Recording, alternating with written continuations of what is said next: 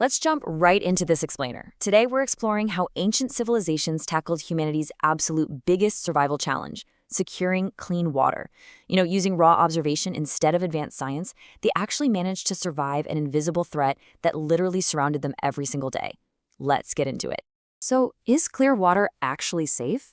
It's a question that seems, well, completely obvious to us today, but back then, it was literally a matter of life and death. Picture this. You're dying of thirst, you spot a crystal clear stream, and your immediate instinct is just to drink. But humanity quickly and often tragically realized that appearances can be incredibly deceiving. That historical reality was pretty terrifying. Water that looked perfectly fine could still be incredibly dangerous. Think about it. Every single early civilization depended entirely on rivers, lakes, and wells just to survive. But that life-giving water frequently hid deadly mud, insects, and devastating diseases. And we're not just talking about getting an upset stomach here. Without safe water, entire settlements would completely collapse.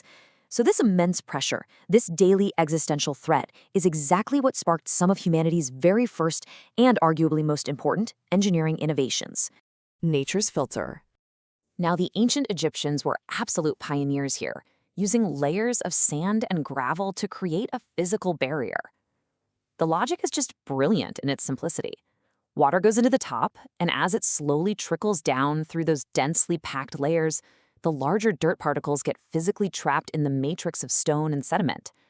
By the time that water reached the bottom, this natural filtration process had made it significantly cleaner.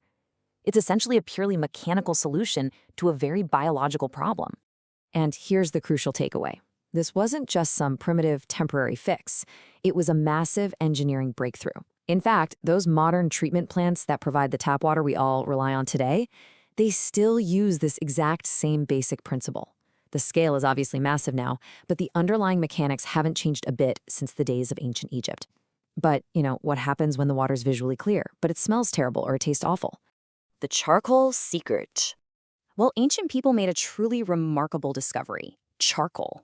They figured out that tossing charcoal into their water supply could drastically improve its overall quality. It turned out to be incredibly effective at soaking up those bad smells and unpleasant tastes that sand alone just couldn't catch. And some cultures even leveled up, combining this charcoal with their existing sand filters to create a multi-stage filtration system for way, way superior results. And get this, that ancient charcoal method is the exact same concept behind the modern activated carbon filters sitting in your kitchen right now. Thousands of years ago, without knowing anything about the complex chemistry of carbon adsorption, ancient engineers were tapping into the exact same chemical principles we use today to keep our drinking water fresh. Okay, so we've tackled physical dirt and bad tastes, but what about the truly invisible killers? Heat and clay. First, they started using porous clay pots, which basically acted like incredibly slow, superfine filters. But the real game changer? That was heat. A lot of civilizations started boiling their water to make it safer. And here is what you really need to take away from this. Germs and bacteria were completely unknown to them. Microscopic science wouldn't even exist for thousands of years. Yet strictly through trial, error, and just intense observation, they noticed that communities who boiled their water got sick way less often. They were fighting a literal war against an invisible enemy, and winning using nothing but pure experience-based evidence. Ancient water masters.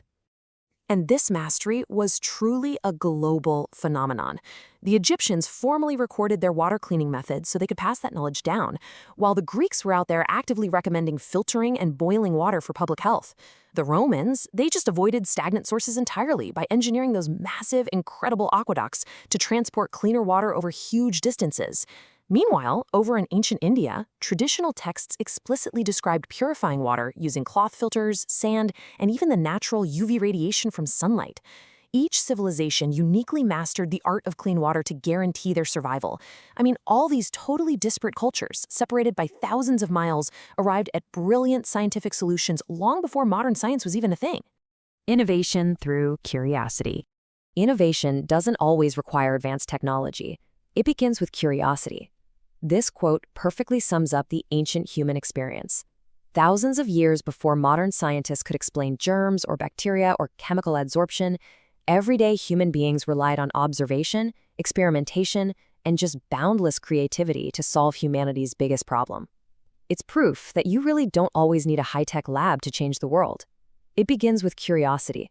in that simple, powerful desire to make tomorrow just a little bit safer than today. So I want to leave you with this thought-provoking question. What will curiosity solve next? If our ancestors could figure out how to filter out microscopic pathogens using literally just sand, clay, fire, and observation, imagine what our curiosity can unlock today. Thank you so much for joining me for this explainer, and remember to keep questioning the world around you.